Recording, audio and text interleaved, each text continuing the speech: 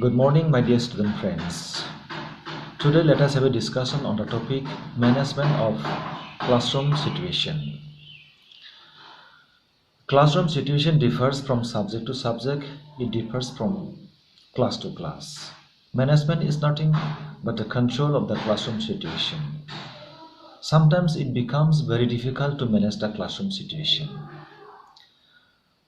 So friends, let us have a discussion on some of the important measures with the help of which a teacher can manage the classroom situation effectively. The first one is arrangements of the classroom situation. A teacher, after entering the classroom, must see that students are sitting properly. He must see that the desks and benches are arranged properly. He has to see that the teaching aids are available inside the classroom. He has to see that the blackboard is clean. He has to see that in summer the doors and ventilations are opened. And he has also to see that some other related teaching aids or audiovisual aids are available inside the classroom. So another important measure is the pleasing personality of the teacher. We know that the personality of a teacher is a very much inspiring force which can affect the behavioral development of the students.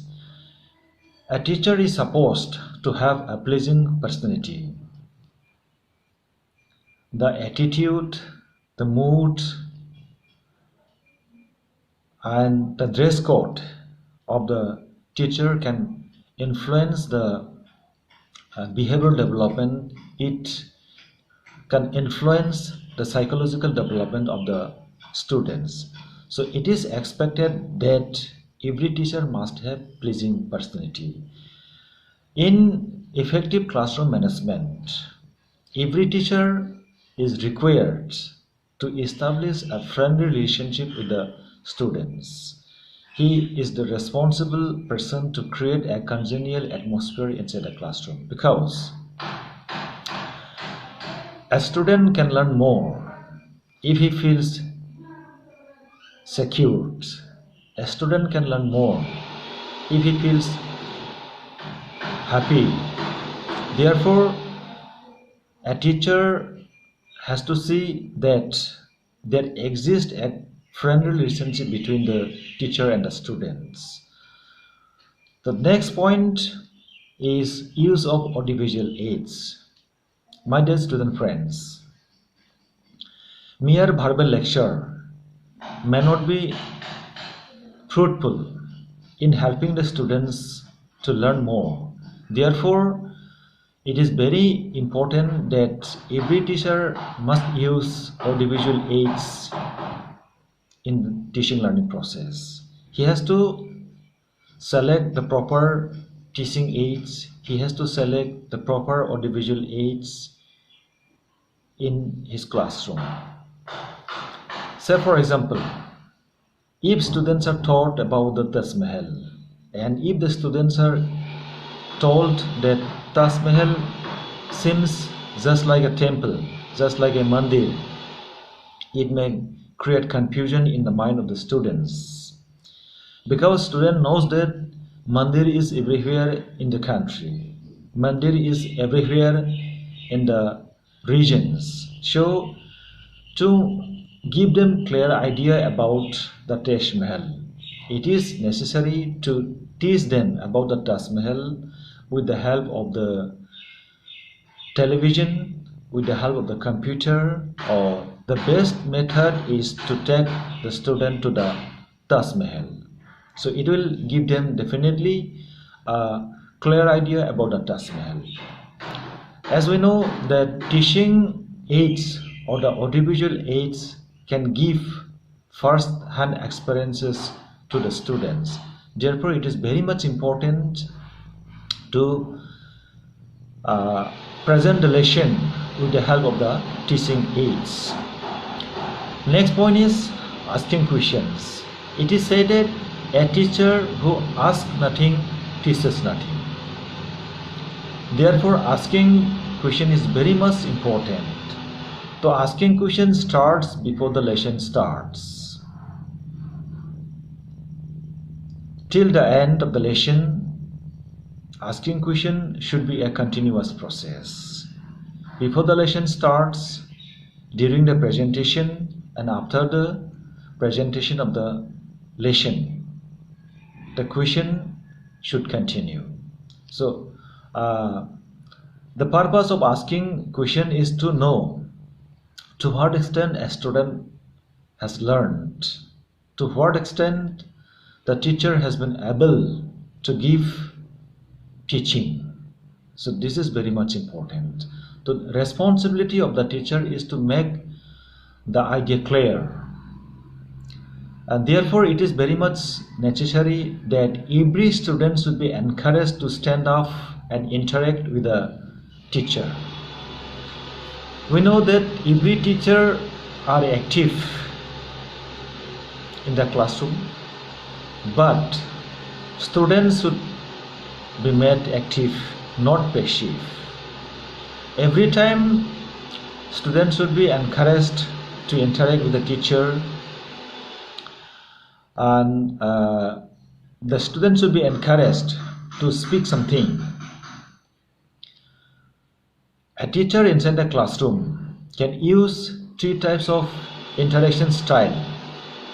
Number one, interaction between the teacher and the group. That means the teacher can ask the group as a whole any question that is related to the topic. This is interaction between the teacher and the group, and the question can be asked to a particular student. That is interaction between the teacher and a particular student, and responses of a student can be redirected to another student.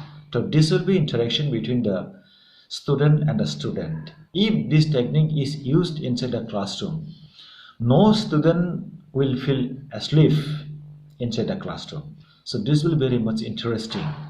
So a teacher is expected to use these three types of interaction style. That is interaction between the teacher and the group, interaction between the teacher and the particular student, and the interaction between the student and student. So this is very much important. And the another important thing is the reinforcement, that is rewards. Every student should be given rewards inside the classroom. This is very much important. Reinforcement is very much important. Reinforcement may be verbal or non-verbal. If a student responds correctly, what you will do? You have to give him rewards for giving correct response. You may give him thank you, or excellent, or good boy, good girl, or his responses may be written on the blackboards, or the responses of a particular students may be redirected to another students for clarification.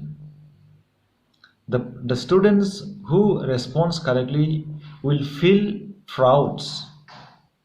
So this is very much useful technique, that the responses may be written on the blackboard, or the students may be given verbal or non-verbal reinforcement. That is saying thank you, very good, excellent, or patting on the shoulder is also very much important. It is very much fruitful. But the thing is that a teacher must be aware about using patting on the shoulder. There must be that is the patting may not be given to every student. The sex or the age level of the student should be taken into consideration while giving patting on the shoulder to the students. Okay, so this is also very much important. The asking question should be a continuous process before the lesson starts, during the presentation of the lesson, or after the presentation of the lesson. So So dear student friends, we have many more important points that a teacher can adopt inside the classroom for effective classroom management. So I think these few points are very much fruitful if used effectively inside the classroom for effective classroom management. Unless and until the classroom situation is controlled, it may be out of the question to give information, to give proper teaching, to give presentation in the classroom. Thank you.